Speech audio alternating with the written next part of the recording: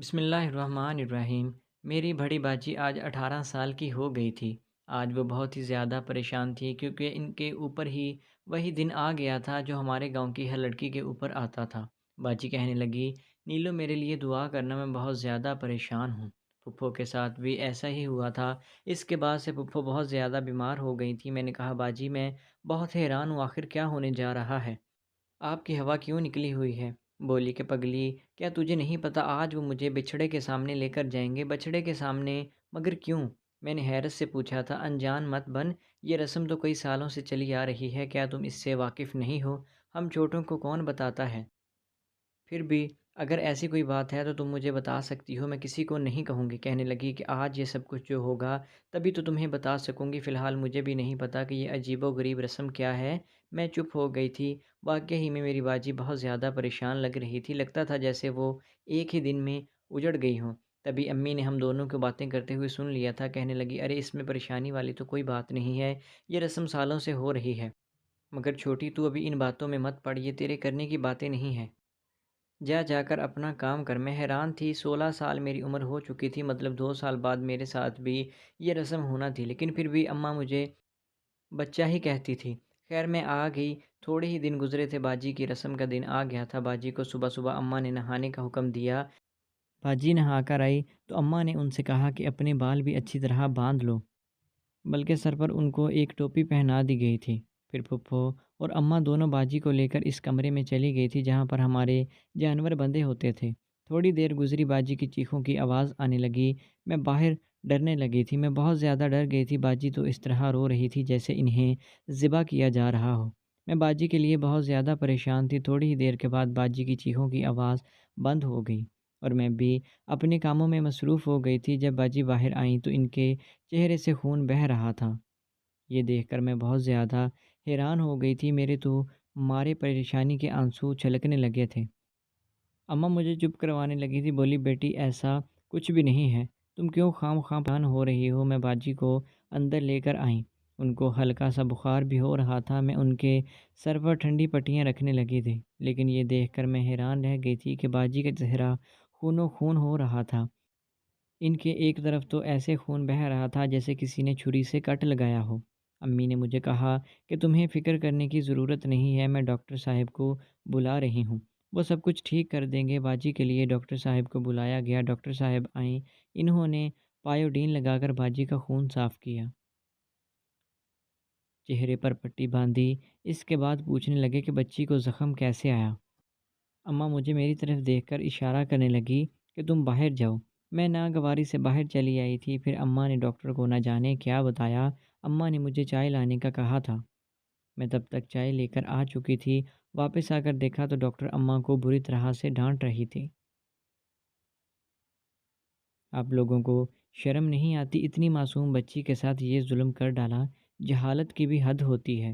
آج کل تو ہر طرح کا ڈاکٹری علاج موجود ہے، پھر یہ سب کرنے کی کیا ضرورت ہے؟ میں حیران ہوئی تھی کہ آج بھی ایسے لوگ موجود ہیں۔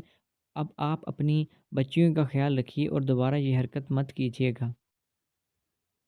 آج کل تو ایسا زمانہ ہے کہ ہر ایک چیز کا علاج ڈاکٹر کے پاس موجود ہے، ایسی جاہلانہ رسموں سے دور رہیں۔ ڈاکٹر یہ کہہ کر چلی گئی تھی۔ میں نے اماں سے پوچھا، اماں ہوا کیا ہے؟ مجھے تو کچھ بتا دو۔ اماں نے کہا کہ تمہیں ان باتوں میں دلچسپی لینے کی کوئی ضرورت نہیں ہے، تم جیسی لڑکیاں جب ان باتوں میں دلچسپی لیتی ہیں تو پھر وہ کہیں کی نہیں رہتی، اپنے گھر والوں کی عزت بھی خراب کر دیتی ہیں۔ میں وہاں سے ناراض ہو کر اپنے کمرے میں آ گئی تھی۔ صبح میری دوست کے گھر میں ایک فنکشن تھا، میں نے وہاں پر بھی جانا تھا۔ میں آ کر تیار ہونے لگی تھی تو اماں کی نظر مجھ پر پڑ گئی۔ اماں نے آ کر مجھے بالوں کی چوٹی سے پکڑا اور بے دھڑک مجھے مارنے لگی۔ کہنے لگی کہ تمہیں ابھی یہ سنجنے سنورنے کی ضرورت نہیں ہے، یہ عمر تمہارے اپنے اماں ابا کے ساتھ گزارنے کی ہے، اور تم اماں ابا کے گھر میں کیا ایسے بیکار ہودہ کام کرو گی؟ میں اماں کی باتوں پر بہت زیادہ ناراض ہوئی تھی۔ روتے روتے میں سو گئی تھی۔ صبح ہوئی تو میری سہیلی صبا آئی ہوئی تھی۔ کہنے لگی، خدا کے لیے تمہارے بغیر تو ہماری تقریب ادھوری ہے، تم بھی ہمارے ساتھ چلو ورنہ میں خفا ہو جاؤں گی۔ میں نے صبا کی بات مان لی، میں اس کے ساتھ اپنے گھر سے چل پڑی تھی، لیکن میرا دل بہت زیادہ پریشان تھا۔ اماں نے جو کچھ مجھے سنا دیا تھا، اس کے بعد مجھے اپنے آپ کو کسی طوائف زادی سے کم نہیں لگ رہا تھا۔ اماں نے مجھے بہت بے حیا کہا تھا۔ صبا کے کہنے پر میں نے سادہ سے کپڑے تبدیل کیے، وہ بھڑکیلے کپڑے پہنے اور گھر سے چلی گئیں۔ اماں اس وقت گھر پر موجود نہیں تھی، باجی بھی بیمار اندر پڑی ہوئی تھیں۔ میں نے سوچا کہ اچھا موقع ہے، میں گھر سے بھاگ جاتی ہوں، ویسے بھی میں کون سا کسی لڑکے کے ساتھ بھاگ کر جا رہی ہوں۔ میری سہیلی صبا مجھے لینے کے لیے آئی ہوئی ہے۔ میں تیار ہو کر جیسے ہی تقریب میں پہنچی تو ان میں سے ایک لڑکی جس کی عمر 18 سال تھی اور اگلے ہی دن اس کی رسم ہوئی تھی، پریشان بیٹھی ہوئی تھی۔ باقی سب لڑکیاں ناچ گا رہی تھیں، مگر میں نے دیکھا کہ گلشن ایک کونے میں بیٹھی ہوئی تھی۔ مجھے یاد پڑتا ہے کہ گلشن کی بھی 5 دن پہلے ہی رسم ہوئی تھی۔ گلشن نے بھی اپنے چہرے پر 1 2 پٹیاں باندھ رکھی ہوئی تھی۔ میں نے صبا سے پوچھا کہ گلشن کو کیا ہوا ہے؟ باقی سب لڑکیاں ناچ رہی ہیں، یہ ایک ہی جگہ پر بیٹھی ہوئی ہے۔ کہنے لگی یار پتہ نہیں، گلشن کہتی ہے کہ اس کے چہرے پر جلن ہو رہی ہے، بہت زیادہ تھکاوٹ ہے اس کو، بڑی مشکل سے یہاں پر لے کر آئی ہوں۔ پتہ تو ہے تمہیں اس کی رسم ہوئی ہے، اسی وجہ سے شاید بیچاری ایسا محسوس کر رہی ہے۔ میں نے کہا صبا یہ تو بتاؤ اس رسم میں ایسا کیا ہوتا ہے کہ سب لڑکیاں ایسے ہی مرجھا جاتی ہیں؟ بولی کہ تمہیں نہیں پتہ اور نہ ہی مجھے پتہ ہے، ہم جب 18 سال کی ہوں گی تبھی ہمیں پتہ چلے گا اس رسم کے بارے میں۔ آج تک تم جیسی اور میری جیسی لڑکیوں کو نہیں پتہ، ہماری عمریں جب 18 سال ہوگی پھر ہمارے ساتھ بھی یہی ہوگا تو پتہ چل جائے گا۔ ویسے کوئی زیادہ خطرے والی بات نہیں ہے، گلشن کی بڑی بہن تو خوش تھی، اس کے ساتھ بھی یہی رسم ہوئی تھی۔ میں نے کہا کہ چلو ٹھیک ہے، میرے ساتھ جب رسم ہوگی تو تب میں بھی دیکھ لوں گی، ویسے میری عمر بھی 18 سال ہونے والی ہی تھی۔ میں نے اسے کہا تھا اور پھر ہم لوگ گھر آ گئے تھے۔ میں نے گھر آ کر دیکھا تو باجی بہت زیادہ پریشان لگ رہی تھی، ابھی تک ان کی بیماری ختم نہیں ہوئی تھی، ان کو بھی بخار ہو گیا تھا۔ اماں ان کو دوائیاں دے رہی تھی، تبھی ہمارے گھر ایک اور واقعہ ہو گیا۔ شام کے وقت پھپھو ہمارے گھر آئی تھی۔ پھپھو نے آتے ہی اماں سے گلے مل کر پوچھا کہ تمہاری بڑی بیٹی کیسی ہے؟ اماں نے کہا ہے کہ اس کی رسم کروائی ہے، اب کچھ بہتر ہے، لیکن اس کے چہرے پر بہت زیادہ جلن ہو رہی ہے۔ پھپھو کہنے لگی تم نے میرا مان رکھ لیا، اگر تم یہ رسم نہ کرواتی تو مجھے یہی لگتا کہ تم بھی اپنے آباء و اجداد کو بھول گئی ہو اور اسی طرح کے جدید طریقوں میں پڑ گئی ہو جس میں گاؤں کی باقی عورتیں ملوث ہیں۔ دیکھو مجھے تو پہلے ہی شک تھا کہ تمہاری بیٹی کوئی نہ کوئی ضرور کام کرے گی، لیکن مجھے اب یقین ہو گیا ہے کہ جس کی ماں ایسی سخت ہو وہ اپنے پر نہیں پھیلا سکتی۔ میری پھپھو بڑی مزے سے ہنس رہی تھی، مجھے ان کی یہ ہنسی بہت بری بھی لگ رہی تھی اور اماں کا ان کی بات ماننا اور بھی برا لگ رہا تھا۔ پھپھو ہوتی کون ہے ہمارے گھر میں دخل اندازی کرنے والی؟ اماں نے مجھے ہمیشہ کی طرح وہاں سے بھگا کر چائے بنانے کے لیے بھیج دیا تھا۔ میں چائے بنانے کچن میں آ گئی تھی، اندر والے کمرے میں گرمی بہت زیادہ تھی۔ اماں لوگ بھی باہر آ کر صحن میں بیٹھ گئے تھے، ہمارا کچن صحن کے ساتھ ہی جڑا ہوا تھا۔ یوں ان کی باتیں میرے کانوں میں پڑنے لگی تھی۔ اچھا میری بات سنو، اب تو تمہاری بیٹی چھوٹی بھی 16 سال کی ہو گئی ہے، 18 سال کی ہو جائے گی تو پھر اس کا بھی رشتہ تلاش کروں گی، لیکن اس سے پہلے ہی میں تمہیں بتا رہی ہوں کہ تمہاری چھوٹی بیٹی نمرہ میں اپنے چھوٹے بیٹے انس کے لیے ہی لوں گی۔ اماں کی تو باتیں کھل گئی تھیں۔ ہائے سچ باجی، اماں نے تو دونوں باہیں پھیلا کر پھپھو کو گلے لگا لیا تھا۔ آپ نے تو میری پریشانی ہی حل کر دی، آپ تو جانتی ہیں کہ میں بیٹیوں والی ہوں اور بیٹیوں والی ماؤں کو کتنی فکر ہوتی ہے اپنی بیٹیوں کی، آپ اچھی طرح سے سمجھ سکتی ہیں، بس میرے ساتھ بھی ایسا ہی ہے۔ میں اپنی بیٹیوں کو لے کر اس قدر پریشان ہوں کہ بتا نہیں سکتی۔ یوں تو میری بیٹیاں خوبصورت ہیں، ان کو رشتوں کی کوئی کمی نہیں ہے، لیکن آپ کو تو پتہ ہے کہ جب بیٹی پرائے گھر میں چلی جاتی ہے تو فکر ماں باپ کو ہی ہوتی ہے۔ بس اسی لیے میں بھی بہت زیادہ پریشان ہوں، کیونکہ میں نہیں چاہتی کہ میری بیٹیاں پریشان رہیں اور پھر غیروں کے گھر میں جا کر کیا بھروسہ، آپ تو اپنی ہیں، آپ کے گھر میں میری بیٹیاں جائیں گی تو مجھے تو یہی لگے گا کہ وہ میرے ہی گھر پر ہیں، آپ ان کے لیے ماں سے کم نہیں ہیں۔ امی پھپھو کو یہ باتیں کر رہی تھی اور میرا غصہ شدید ہو رہا تھا، کیونکہ باجی پھپھو کے بڑے بیٹے کو قطعی ناپسند کرتی تھی، لیکن پھپھو کی پھر بھی مرضی تھی کہ وہ دونوں بیٹوں کے رشتے ہمارے گھر میں ہی کر لیں۔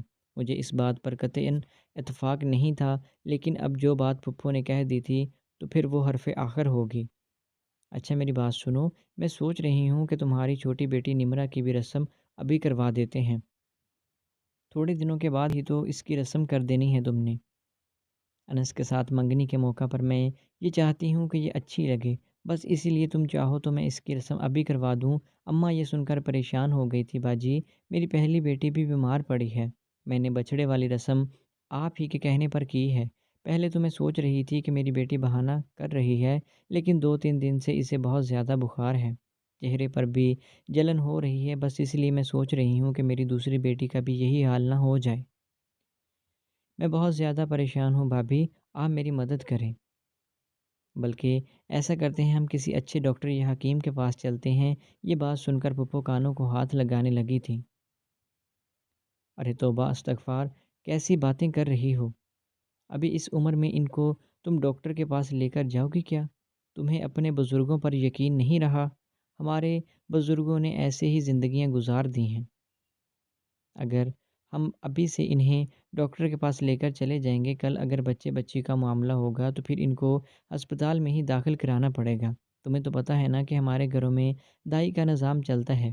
اگر دائی ہوگی تو اچھا نظام ہو جائے گا، ورنہ بعد میں کتنے مسئلے مسائل پیدا ہو جاتے ہیں، تم تو اچھی طرح سے واقف ہو۔ تمہیں اور مجھے ہی دیکھ لو، ہم نے کتنی اولادیں پیدا کی ہیں، لیکن ابھی تک ہمیں کوئی مسئلہ مسائل نہیں ہوا، جبکہ جن عورتوں نے ڈاکٹروں کی دوائیاں استعمال کی ہیں وہ اب ہڈیوں کے درد کی وجہ سے اپنی چارپائی سے اٹھ نہیں سکتی۔ اچھا ہوا نا کہ ہم نے اپنے بزرگوں کی بات مان لی، تو آج ہم اس سکون سے اپنی زندگی گزار رہی ہیں۔ پھپھو کا بھاشن سن کر اماں بھی متاثر ہو گئی تھی۔ ہاں، آپ صحیح کہہ رہی ہیں باجی، لیکن بات یہ ہے کہ میری بیٹی کی عمر ابھی کم ہے، اور نمرہ کی تو جلد بھی نازک سی ہے۔ اگر میں اس پر یہ رسم کروں گی تو کہیں کوئی مسئلہ نہ بن جائے۔ ارے تم فکر نہیں کرو، اگر کوئی مسئلہ بھی ہوا تو میں دیکھ لوں گی۔ تمہیں تو پتہ ہے نا کہ حکیم دیوالی کے ساتھ میرے اچھے تعلقات ہیں، اور وہ سال کے آخر میں ہر گھر کا چکر لگاتی ہے۔ ویسے بھی نومبر کا مہینہ آ گیا ہے، تم نومبر کے آخر میں رسم کروا لو۔ اگر کچھ ہوا تو دیوالی تو ویسے بھی آ ہی رہی ہوگی، تو ہم کوئی نہ کوئی حل نکال لیں گے۔ میرے ہوتے ہوئے تمہیں پریشان ہونے کی بالکل بھی ضرورت نہیں ہے، پھپھو نے اماں کو دلاسا دیتے ہوئے کہا تھا۔ اماں پھر سے متاثر ہو گئی تھی۔ پھپھو تو اپنے گھر چلی گئی پر اپنے نشان چھوڑ گئی تھی۔ ان کے جانے کے بعد ہی اماں میری رسم کی تیاریاں کرنے لگی تھی۔ میرے پاس آ کر کہنے لگی، بیٹی ایک بار مجھے اپنے بازو دکھاؤ دو، بلکہ ایسا کرو کہ تم تیار ہو جاؤ، میں تمہیں ڈاکٹر کے پاس لے کر جاؤں گی۔ اماں، تم مجھے ڈاکٹر کے پاس لے کر کیوں جا رہی ہوں؟ مجھے تو کوئی بیماری بھی نہیں ہے، میں نے کہا۔ تو اماں غصے سے بولی، اگر تم نے نہیں جانا تو اس بچھڑے والی رسم کے ساتھ تو پھر میری بات مان لو اور تیار ہو جاؤ، ہمیں ڈاکٹر کے پاس جانا ہے۔ اچھا اماں، ٹھیک ہے، لیکن یہ تو بتا دو کہ وہ بچھڑے والی رسم کیا ہے؟ میں جاننا چاہتی ہوں اماں۔ تو ٹھیک ہے، تم اپنے سوال و جواب میں لگی رہو، تمہارا باپ آ گیا تو ہمیں اور دیر ہو جائے گی۔ جانتی ہو نا کہ تمہارا باپ صرف اور صرف اپنی ہی بہنوں کی بات مانتا ہے، صحیح سمجھتا ہے۔ اگر تم تیار نہیں ہوگی تب تک تمہارا باپ آ جائے گا، پھر میں تمہیں نہیں لے کر جا سکوں گی۔ تمہاری پھپھو تو چاہتی ہے کہ تمہاری بھی بچھڑے والی رسم ہو، میں تمہیں ڈاکٹر کے پاس لے کر جانا چاہتی ہوں۔ اچھا اماں، ٹھیک ہے، میں تیار ہوتی ہوں۔ اماں کے پاس زیادہ باتوں کا وقت نہیں تھا۔ میں نے جلدی جلدی اپنے کپڑے تبدیل کیے اور پھر برقع پہن کر تیار ہو کر کھڑی ہو گئی تھی۔ اسی وقت دروازے پر دستک ہوئی تھی۔ اماں نے کہا کہ اب تو تمہارا باپ آ گیا ہے، اب ہم ڈاکٹر کے پاس نہیں جا سکتے۔ میں نے دیکھا ابا کے ساتھ پھپھو جان بھی آئی ہوئی تھی، میرا تو جیسے سارا موڈ ہی خراب ہو گیا تھا۔ ارے تم نے اپنی بیٹی کو ابھی تک رسم کے لیے تیار نہیں کیا؟ پھپھو نے اماں سے پوچھا تھا۔ ہاں باجی، بس وہ تیار ہو ہی رہی ہے، لیکن کیا ہے نا، بچی ہے، گھبراتی ہے، اس سے پہلے ان باتوں کے بارے میں اس نے نہیں سنا۔ یہ بات کہہ کر اماں نے ناگواری سے میری طرف دیکھا تھا، جیسے کہہ رہی ہوں، تھوڑی دیر پہلے ڈاکٹر کے پاس نکلتے تو ابھی تم اس رسم سے بچ جاتی۔ میں کیا کر سکتی تھی، اب میں تو پھپھو کے ہاتھوں چڑھ گئی تھی۔ پھپھو نے مجھے اپنے پاس بٹھا لیا، بولی کہ دیکھو بیٹی، جب لڑکی بڑی ہوتی ہے نا تو اس کی زندگی میں بہت ساری تبدیلیاں آ جاتی ہیں۔ تم بھی بڑی ہو گئی ہو، اب تمہیں بڑی لڑکیوں کی طرح سجنا سنورنا پڑے گا، اور پھر تمہیں تو پتہ ہے نا، مرد ایسی ہی عورتوں کو پسند کرتے ہیں جو کہ صاف ستھری اور خوبصورت ہوں۔ اگر آج تم اچھی بن کر رہو گی تو میرا بیٹا تم سے محبت کرے گا، تمہیں اپنی آنکھوں پر بٹھائے گا، لیکن اگر تم گندی مندی رہو گی تو تمہارا شوہر تم سے بہت دور بھاگے گا۔ میں نے کہا، جی پھپھو، ایسا ہی ہے، میرا تو انس کے ساتھ کوئی تعلق بھی نہیں تھا اور نہ ہی وہ مجھے اچھا لگتا تھا۔ پھپھو ابھی سے اسے میرا شوہر بنائے ہوئے بیٹھی تھی۔ خیر، میں نے ان سے کہا کہ ٹھیک ہے، میں آپ کی ہر بات مانوں گی، لیکن بچھڑے والی رسم ہے کیا؟ پہلے آپ مجھے وہ بتائیں، اس کے بعد میں یہ کروں گی۔ کہنے لگی کہ میری بھی ایک شرط ہے، تمہیں میں اس رسم کے بارے میں تبھی بتاؤں گی جب تم یہ رسم کرنے کو تیار ہوگی، اور تمہیں پتہ ہے اس سے صرف اور صرف تمہارا ہی فائدہ ہوگا۔ دیکھو بیٹی، سب سے پہلے ایک بات سمجھ لو، پھپھو نے ایک بار پھر سے مجھے اپنے ہاتھوں میں لے کر کہا، یہ رسم کچھ بھی نہیں ہے، بس معمولی سی چیز ہے، لیکن ہم تم لڑکیوں کو اس لیے نہیں بتاتے کہ تم لڑکیاں ابھی سے ان باتوں میں پڑ جاؤ گی۔ اس رسم سے بچنے کے لیے کوئی نہ کوئی کام کرو گی، اور اس کام کے سلسلے میں تمہاری ساری توجہ ہٹ جائے گی، پڑھائی سے ہٹ کر انہی کاموں کے اوپر لگ جاؤ گی۔ لیکن تم مجھ سے وعدہ کرو کہ اپنی چھوٹی لڑکیوں کو اس رسم کے بارے میں ایک لفظ بھی نہیں بتاؤ گی۔ اگر کسی بھی لڑکی کو پتہ چلا تو میں تمہیں ہی ذمہ دار ٹھہراؤں گی، سمجھ گئی نا؟ جی پھپھو، سمجھ گئی ہوں، اور تم تو میری بیٹیوں کی طرح ہو، مجھے تم پر کوئی گمان بھی نہیں ہے، لیکن تمہیں پتہ ہے یہ عمر ہی ایسی ہوتی ہے کہ لڑکیاں ایسے کاموں کی طرف راغب ہو جاتی ہیں۔ جی پھپھو، میں سمجھ گئی ہوں، چلے آپ ہوگی تو مجھے رسم کرنے میں آسانی ہوگی۔ بتائیں یہ رسم ہے کیا اور کیوں کی جاتی ہے؟ سب سے پہلے میری بچی، نہا کر آؤ، اپنا منہ گیلا کر لو، اپنے بالوں کو اچھی طرح باندھ لو، اور اوپر کوئی ٹوپی یا پھر دوپٹہ پہن لو۔ میں نے ویسا ہی کیا جیسا کہ پھپھو نے کہا تھا، میرے چہرے پر پانی لگا ہوا تھا۔ پھپھو نے ساتھ میں ایک پانی والی بوتل بھی رکھی ہوئی تھی اور مجھے اندر جانور والے کمرے میں لے کر چلی گئی تھی۔ دیکھو بیٹی، ڈرنا نہیں ہے، ڈرو گی تو بات خراب ہو جائے گی۔ پھپھو نے کہا، چلو اب تم چارپائی پر لیٹ جاؤ۔ میں چارپائی پر لیٹ گئی، میرا تو دم گھٹ رہا تھا، مجھے ایسا لگ رہا تھا جیسے مجھے گٹر میں پھینک دیا گیا ہو۔ اس چارپائی پر لیٹنے کا میں نے کبھی سوچا بھی نہیں تھا۔ یہاں پر انتہائی بدبودار ماحول تھا۔ اب پھپھو نے مجھے آنکھیں بند کرنے کا کہا، آنکھوں پر پٹی باندھ دی گئی۔ اس کے بعد میرے ماتھے اور میرے چہرے، میرے ہاتھوں پر پتہ نہیں کون سا چارہ لگا دیا گیا۔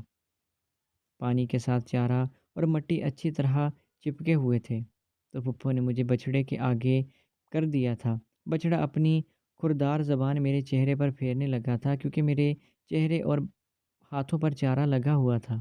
اسے چارہ کھانا تھا، ساتھ ساتھ میرا چہرہ بھی صاف ہو گیا۔ میں بڑی مشکل سے اپنے آپ کو جبر کیے ہوئے وہاں پر لیٹی رہی تھی۔ پھپھو بھی مجھے صبر کرنے کو کہتی رہی تھی۔ 5-7 منٹ کے اندر ہی اس نے سارا صاف کر دیا۔ پھپھو نے میری آنکھوں سے پٹی کھول دی، بولی کہ بیٹی بس اب تمہاری رسم ختم ہو گئی ہے، دیکھو تم نے صبر کیا تو کچھ بھی نہیں ہوا، تم ٹھیک کہہ رہی ہو۔ تمہاری بہن نے کیا کیا، میں جب اسے یہاں پر لائی، جیسے ہی بچڑے نے اس کے چہرے پر زبان پھیری تو وہ اچھل کر اٹھ کھڑی ہو گئی تھی، اور پھر اس کا چہرہ بچڑے کے سینگ پر لگا اور یہ ہو گیا جو کہ اس کا تم دیکھ رہی ہو۔ اس کے چہرے پر جلن بھی اسی وجہ سے ہی ہو رہی ہے، جو لڑکیاں جلدی کرتی ہیں، ہر بڑی مچاتی ہیں، ان کے ساتھ یہی بچڑا ایسے ہی کرتا ہے۔ لیکن اب تم دیکھو، سکون سے لیٹی رہی ہو تو کچھ بھی نہیں ہوا، اور نہ ہی اس بچڑے نے تمہیں کچھ کہا ہے۔ بچڑا تو صرف اپنے حصے کا چارہ چاٹتا ہے، اسے یہ نہیں پتا کہ وہ کر کیا رہا ہے۔ لیکن یہ تو تمہیں پتہ ہے نا کہ ہم یہ رسم کرواتے کیوں ہیں؟ کیوں کرواتے ہیں پھپھو؟ میں نے حیرت سے پوچھا تھا۔ میرے منہ سے ابھی بھی بدبو آ رہی تھی، بچڑا سارا تھوک میرے چہرے اور میرے بازوؤں پر لگ چکا تھا۔ دیکھو بیٹی، ہم لوگ خاندانی اس طرح کے ہیں کہ عورتوں کے چہروں پر بال آ جاتے ہیں، چہرے پر، ہاتھ پر، جو کہ برے لگتے ہیں، اور تمہیں پتہ ہے کہ آج کل بالوں کا کوئی علاج نہیں ہے۔ ڈاکٹروں کے پاس جب وہ بھی طرح طرح کی تعویلیں کرتے ہیں۔ ہمارا یہ بچڑا بڑا ہی اچھی نسل کا ہے، اس کی کہانی بھی انوکھی ہے۔ ایک بار ایسا ہوا تھا کہ ہماری اماں یعنی کہ تمہاری دادی جان اسی بچڑے کی ماں کے ساتھ کھڑی اس کو دودھ دو رہی تھیں۔ غلطی سے ان کے ماتھے پر تھوڑا سا چارہ چپک گیا۔ دودھ دوتے ہوئے بھینس نے ان کے ماتھے پر اس طرح سے زبان پھیری کہ وہ چارہ اس نے چاٹ لیا تھا۔ لیکن دیکھو، ایک معجزہ یہ ہوا تھا کہ جہاں سے بھینس نے زبان پھیری تھی وہاں سے اماں جی کے بال ختم ہو گئے تھے۔ اماں جی تو اس بات سے بہت حیران رہ گئی تھی، پہلے تو ان کو سمجھ نہیں آئی تھی کہ یہ ہوا کیا ہے۔ پھر انہوں نے غور کیا تو ان کو یاد آیا کہ گائے نے جہاں زبان پھیری تھی وہیں سے ان کے ماتھے کے بال ختم ہو گئے ہیں، لیکن اس کی زبان کھردری ہوتی ہے اور وہ بالوں کو اکھاڑ دیتی ہے۔ بس پھر کیا تھا، اماں نے یہ رسم شروع کر دی۔ وہ جس بھی لڑکی کے چہرے پر بال ہوتے، اس کے منہ کو گیلا کر کے اس پہ چارہ لگا دیتی اور اسی بھینس کے سامنے کھڑی کر دیتی، اور پھر اس کے چہرے پر کبھی بال نہیں آتے تھے۔ لڑکیوں نے جب یہ دیکھا، اپنے اپنے گھروں کے جانوروں کے ساتھ یہی تجربہ کرنا شروع کر دیا، لیکن وہ نتائج نہیں مل سکے۔ बस फिर लड़कियां हमारी अम्मा के पास ही आने लगी थीं और अपनी छोटी बेटियां जिनकी उम्र 17-18 साल हो जाती थी, जिनकी शादी मंगनी होने को तैयार थी, उनको बछड़े के सामने लेटाकर इनके बाल साफ करवा लिया करती थी। इनका चेहरा चाँद की तरह चमक उठता था। लेकिन अब ये डॉक्टरानी लोग आ गए हैं और कहते हैं कि ये कोई अच्छा तरीका नहीं है, जबकि मैं नहीं मानती। मेरा बेटा अमेरिका में कितना अरसा रहा है, वो कहता है कि महँगे से महँगे ब्यूटी पार्लर्स में एक तरीका राइज है कि लोग अपने पाँव जाकर मछलियों से साफ़ करवाते हैं। मछली अपनी ज़ुबान से चाट कर इनके जिल्द के सारे खुरदरे छिलके उतार देती है। लेकिन वहाँ ये टीकों और इंजेक्शन से भी महँगी चीज़ समझी जाती है, इसीलिए तो हम लोगों को अपनी चीज़ों की कदर नहीं है। देखो अंग्रेज़ इससे बहुत सारा पैसा खर्च करते हैं, हमें मुफ़्त में मिल रही है। हम फिर भी मुँह बनाते हैं। तुम्हारी माँ को इसलिए मना किया था कि तुम्हें डॉक्टर के पास ना लेकर जाए। फूफो की बातें सुनकर मैं तो हैरान हो गई थी। मैंने जाकर शीशे में देखा तो वाक़ई ही मेरे चेहरे पर जो बड़े-बड़े बाल थे वो सारे ख़त्म हो चुके थे। मैंने शीशे में देखा, चेहरा चाँद की तरह चमक रहा था। मेरी हैरत की इंतहा नहीं रही थी कि मैं फूफो का शुक्रिया अदा किया। फूफो ने मना किया कि ये बात किसी छोटी लड़की को नहीं बतानी, वरना वो अपने चेहरे से बाल साफ़ करवाने के मुख्तलिफ़ तरीके ढूँढेगी और इस तरह इसका चेहरा ख़राब हो जाएगा। जिसकी ये शादी या मंगनी से पहले ये अमल करने से एक तो इसका चेहरा साफ़ हो जाता है, दूसरा लड़कियां बेफ़िक्र रहती हैं और इन बातों में नहीं पड़ती। फूफो की बातों की और बछड़े वाली रस्म की मुझे अब समझ आ चुकी थी, इसलिए मैं भी फूफो की मुरीद बन गई थी और मैंने भी ये राज़ अपने सीने में दबा लिया था। किसी लड़की को ख़ानदान की या बाहर की मैंने इसकी रस्म के बारे में नहीं बताया था, यहाँ तक कि इनकी अपनी मंगनी और शादी हो और फिर इन्हें इस रस्म के बारे में बताया जाता है। तो दोस्तों, आपको आज की कहानी कैसी लगी? उम्मीद है कि वीडियो अच्छी लगी होगी। अगर वीडियो पसंद आई तो हमारे चैनल को सब्सक्राइब करें। मिलते हैं नेक्स्ट वीडियो में, तब तक के लिए अल्लाह हाफ़िज़।